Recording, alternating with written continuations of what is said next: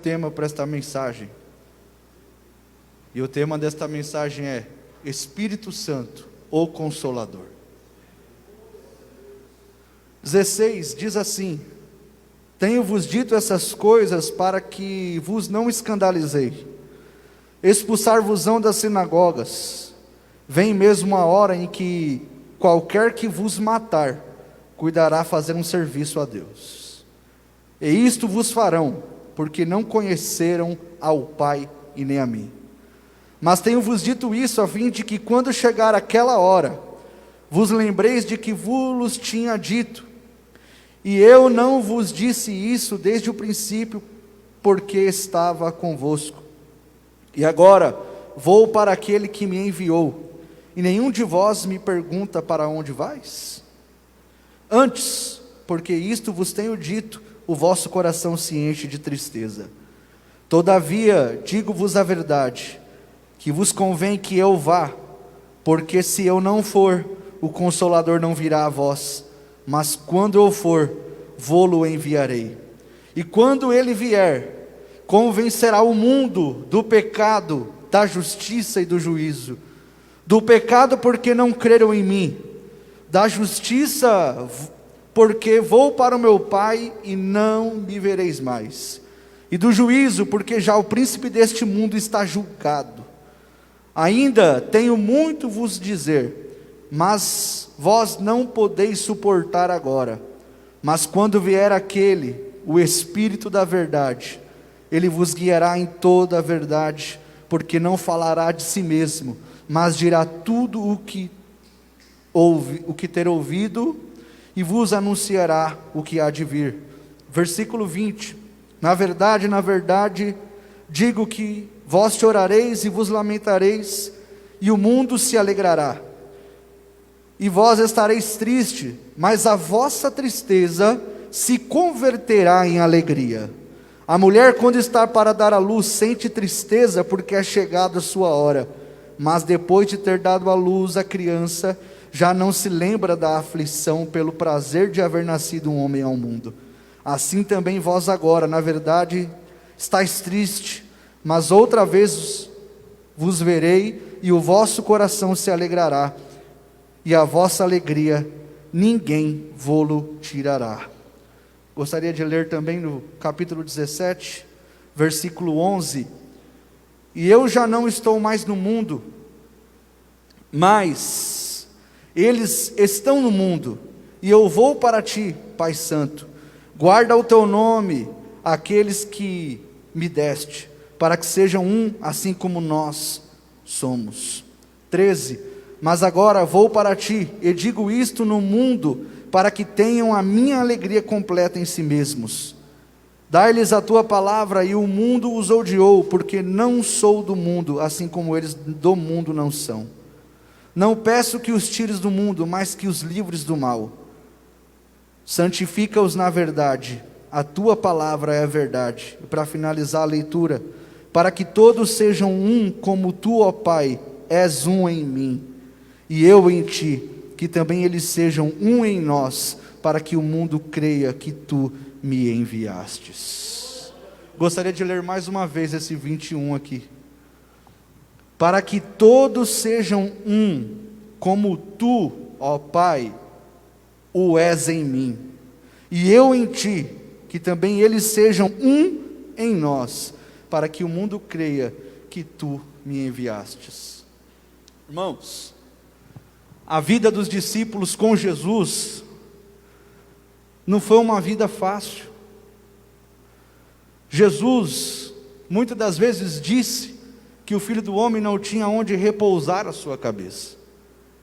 Prova disso é que quando ele tem aquele encontro com o jovem rico, e o jovem rico diz: Senhor, o que eu preciso para te seguir? Jesus diz para ele: pega toda a tua fortuna, divide com os pobres e segue-me. Quando ele olhou para Jesus, olhou para os discípulos e viu a simplicidade que eles andavam e o estilo de vida que eles viviam, ele desistiu de seguir a Jesus. A vida com Jesus não foi uma vida de riquezas terrenas. A vida com Jesus não foi uma vida de facilidades.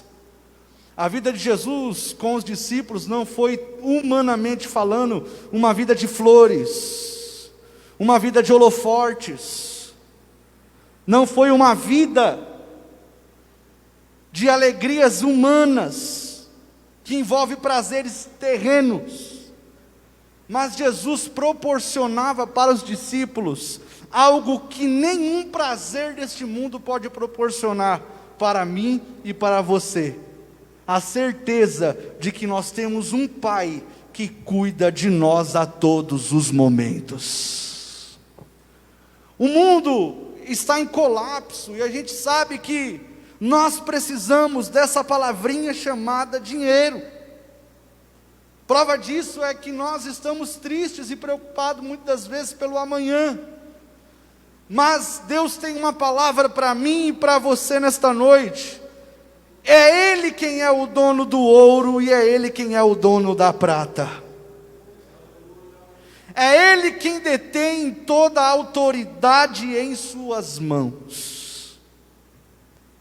E quando os discípulos começaram a entender quem era Jesus, a compreender quem era Jesus, a andar com Jesus e ver os seus milagres, a andar com Jesus e ouvir as suas palavras. Ora, quem aqui dentre nós, se andássemos com Jesus, não seríamos impactados pela palavra do Mestre?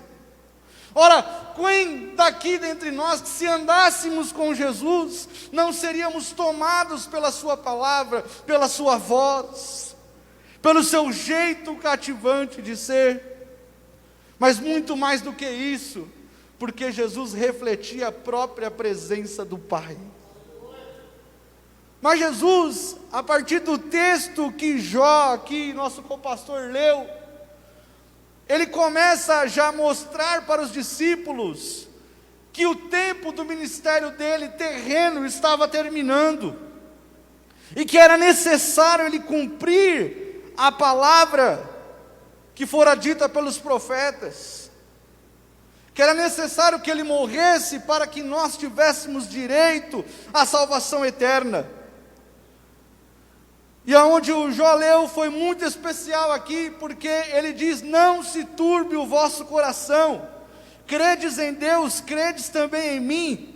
Na casa de meu pai há muitas moradas, se não fosse assim, eu não vos teria dito: vou preparar-vos lugar. E quando eu vos preparar lugar, virei outra vez e levarei para mim mesmo, para que onde eu estiver estejais vós também. Primeiro, Jesus ele começa dando uma certeza para os discípulos: olha, eu vou, mas eu volto. Aleluia. Eu vou partir, mas eu vou voltar. E ele também diz que para onde ele está indo, ele está preparando morada, ele está preparando habitação. Então eu entendo que os nossos amigos que o Senhor tem chamado, eles já estão aguardando na glória eterna essas moradas que Jesus tem preparado. Eles já têm desfrutado deste sentimento que é estar com o Senhor nosso Deus. E aí, meus irmãos, ele vai continuar dizendo, e ele entra em um texto muito especial, quando ele diz, no capítulo 14, versículo 16, e eu rogarei ao Pai, e Ele vos dará outro Consolador, para que fique convosco para sempre. E como é que é este Consolador? Jesus não deixou os discípulos com dúvida. Jesus mostrou para os discípulos quem que era este Consolador, e qual seria a missão dele ao ser enviado. O Espírito da verdade que o mundo não pode receber, porque não o vê, nem o conhece, mas vós os conheceis, porque habita conosco e estará em vós. Agora eu quero abrir um parênteses aqui, em dizer que o Espírito Santo não é assunto para ímpio. O Espírito Santo não é assunto para mundano. O Espírito Santo diz respeito a nós que estamos aqui. O avivamento espiritual que vai ser derramado sobre esta terra diz respeito a nós, crentes em Cristo Jesus. A presença do Espírito Santo, da pessoa bendita do Espírito Santo, ela não foi derramada para o ímpio, não. Ela foi derramada para todo aquele que professou uma fé em Cristo, como seu único e suficiente Salvador, para que todos aqueles que foram chamados para esta salvação, este privilégio não é dado para o mundo, este privilégio é dado para mim e para você que está ouvindo a palavra do Senhor esta noite. No capítulo 15, ele vai dizer, um dos textos mais conhecidos da igreja, que vai nos garantir essa certeza de que o Espírito Santo é só para nós. Ele começa o capítulo 15 dizendo: eu sou a videira verdadeira, meu pai é o lavrador, toda a vara que está em mim que não dá fruto, ele corta, e ele limpa toda aquela que dá fruto para que dê mais fruto. Aqui ele já começa a mostrar para os discípulos que todos aqueles que não estavam enquadrados na soberana e perfeita vontade de Deus, são cortados e não fazem parte da videira que é Jesus. Só que ele não fica só nisso. Ele diz: já vocês que foram enxertados na videira, vocês serão podados. Meu irmão, alguém aqui já viu o processo de poda? Alguém aqui já viu algum botânico podando alguma planta? Acho que tem uma irmã aqui, que é a irmã Floriza, ó, combina com flor, tá vendo? Não sei se é a Floriza ou é a irmã Luciana, que ela mexe com flor, tal. Ela pode dizer melhor. Existe flores que quando são podadas, dá-se a impressão que ela está sangrando. Mas ela é podada para que ela venha dar frutos. Ela é machucada para que aquele fruto podre, para que aquele galho podre possa ser tirado e ela venha dar mais frutos. Deixa eu dizer uma verdade aqui para você nesta noite. A igreja tem passado pelo processo da poda. A igreja tem passado pelo processo da moinha. Mas o que nós estamos sentindo e vivendo não é para nos matar, não é para nos esfriar. Significa que já já o agricultor, o dono da vinha, diácono Ezequiel, ele vai tratar das nossas feridas. Aquele Espírito Consolador enviado, daqui a pouco, ele vai descer sobre a igreja. É só um processo, é só um momento, é só um período. Por isso que quando ele entra no capítulo 16, ele vai dizer que eu vos tenho dito essas coisas para que não vos escandalizeis. Expulsar-vos-ão das sinagogas. Vem mesmo a hora em que qualquer que vos matar cuidará fazer o serviço de Deus. Nesse momento que nós estamos vivendo, há tempos atrás, nós temos ouvido tantas barbárias, e até mesmo pessoas colocando a culpa na igreja de Cristo, colocando a culpa naquela que foi escolhida para tratar as feridas da alma das pessoas.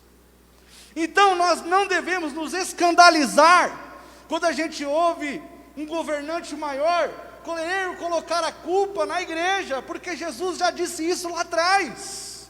Olha, vão se escandalizar de vocês, e se matarem vocês, ainda vão achar que estão fazendo um serviço bom, ainda vão achar que estão prestando uma coisa boa.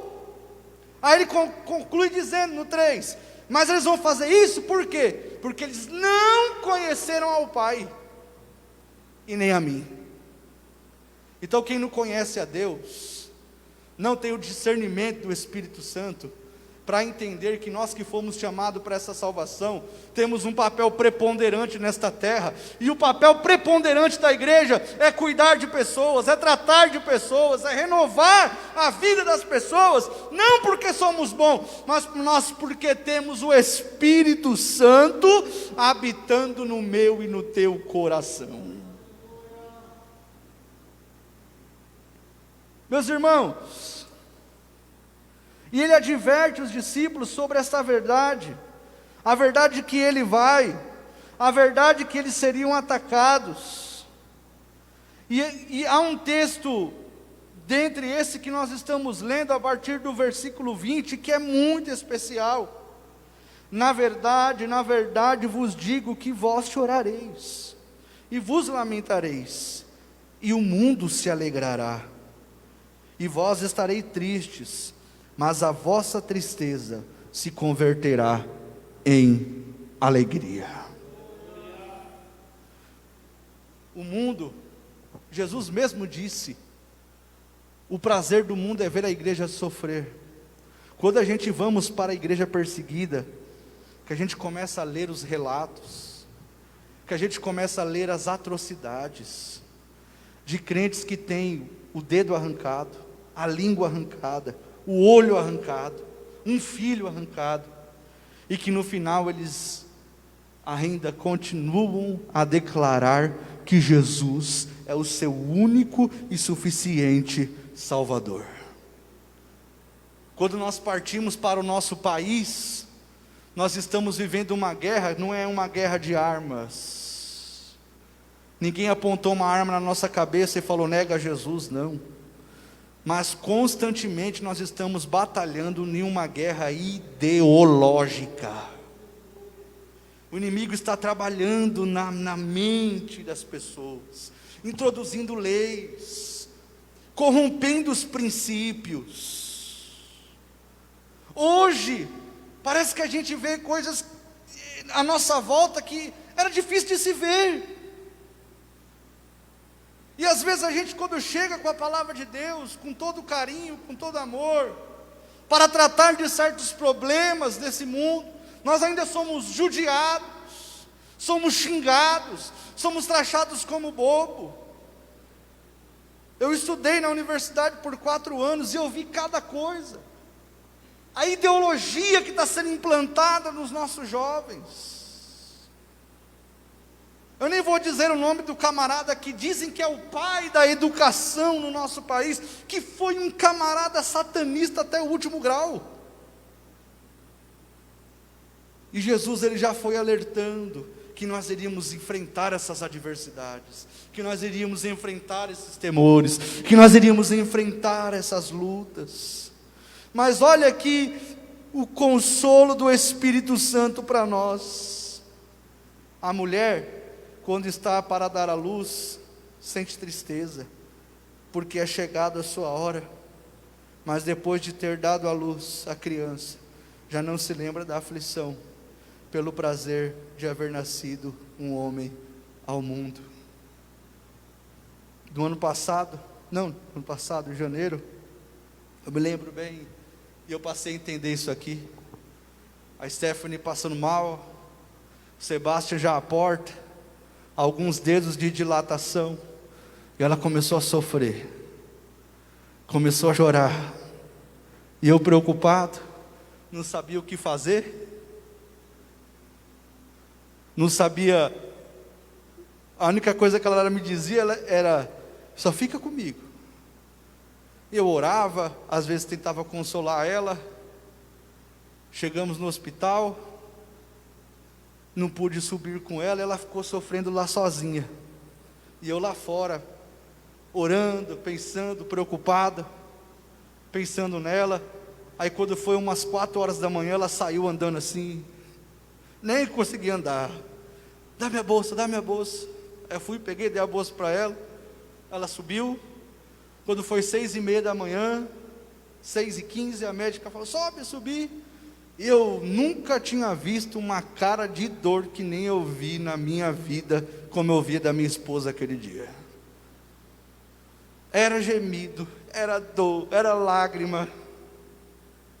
Era aquela tristeza da aflição que o corpo dela estava sentindo. Mas quando o bebê nasceu,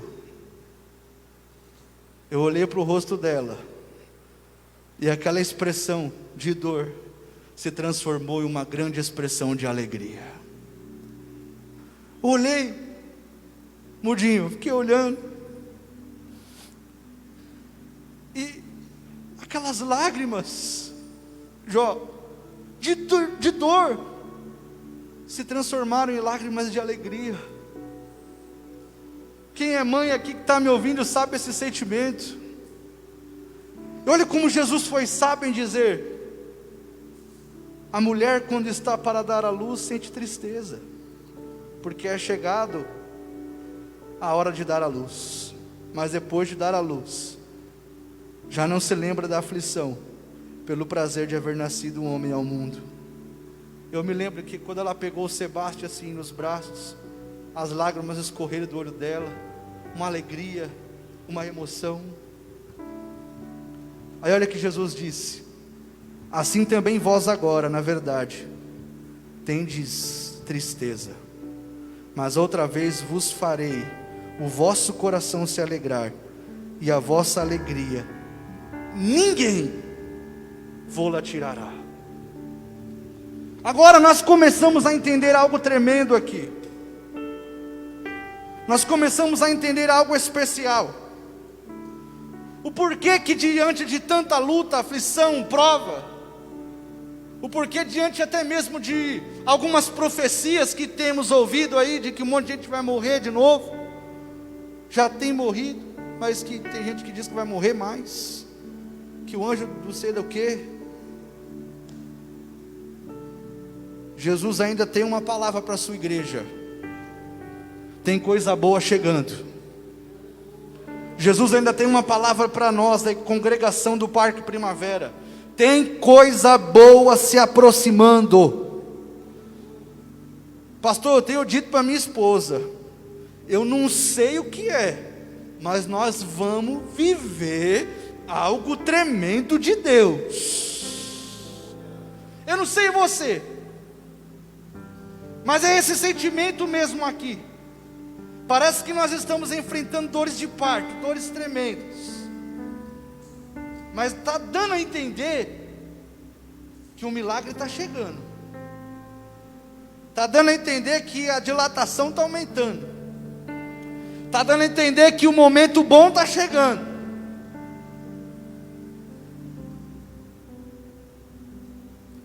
E aí eu quero finalizar aqui nos últimos versículos essa mensagem. Jesus ele vai dizer assim, ele vai fazer uma oração por nós. Ele vai fazer uma oração pelos discípulos. E ele vai dizer: eu já não estou mais no mundo, mas eles estão no mundo, e eu vou para ti. Pai Santo, guarda o teu nome àqueles que me destes, para que sejam um, assim como somos um. Para que todos sejam um, como tu, ó Pai, és um em mim, e eu em ti, como também eles sejam um em nós, para que o mundo creia que tu me enviastes. Pastor, posso descer?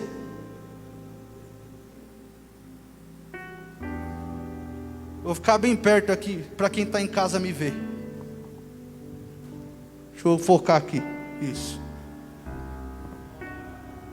O sentimento que Deus quer dar para você que está passando por luta aí dentro da tua casa, é esse sentimento que o Espírito Santo causa no nosso coração, de que você está junto com o Pai, de que você está unido com o Pai. No dia de Pentecostes, quando o Espírito Santo desceu, Ele nunca mais abandonou a igreja. E deixa eu dizer para você uma coisa: durma tranquilo, durma tranquila. O Espírito Santo é aquele que consola a sua igreja. Você entende o que Jesus orou, dizendo que nós seríamos um com o Pai. Ser um com o Pai é sentir o que o Pai sente. Ser um com o Pai é sentir o amor do Pai. Ser um com o Pai é entender o que o Pai tem para nós. E quem proporciona este sentimento no meu e no teu coração é o Espírito Santo. Então, em nome do Senhor Jesus Cristo, fique tranquilo. Fique tranquilo, o nosso Consolador está morando e habitando dentro do meu e dentro do teu coração. Essa luta vai passar, esta prova vai passar, e aquele que nos garante a vitória, que é o Senhor Jesus, já está vindo ao nosso encontro para nos socorrer.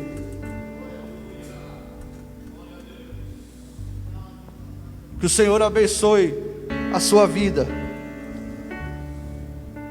Que você não se esqueça, em nome de Jesus, de que quem dá a palavra final é o Senhor. Não acredite no que você tem ouvido desses negócios por aí. Acredite no que sai daqui. Você tem um pastor nesta igreja que tem orientado a tua igreja. Ouça a voz do teu pastor, porque é o teu pastor quem cuida da tua alma. É o teu pastor quem ora por você, quem zela por você. Ouça o que Deus tem para a tua igreja, por intermédio do teu pastor e por intermédio dos obreiros da tua casa, em nome de Jesus, amém. Oh, glória a Deus. Como Deus falou conosco por intermédio da sua palavra, amém? Quero convidar o grupo de louvor. Vamos estar louvando ao Senhor nesta noite, porque temos um Deus que cuida de nós, um Deus que vela com a sua palavra. Esse Espírito Santo Consolador que Ele nos deu, estar conosco, e este mesmo Espírito é que irá nos conduzir à presença do Altíssimo. Louvamos a Deus para a glória do seu santo nome. Graças a Deus.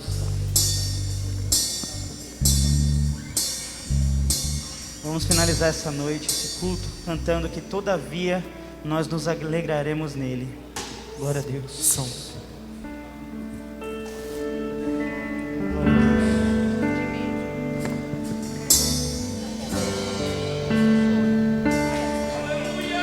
Eu tenho um Deus que não vai deixar essa luta me matar e desespero me tomar. Por mais pressão que seja,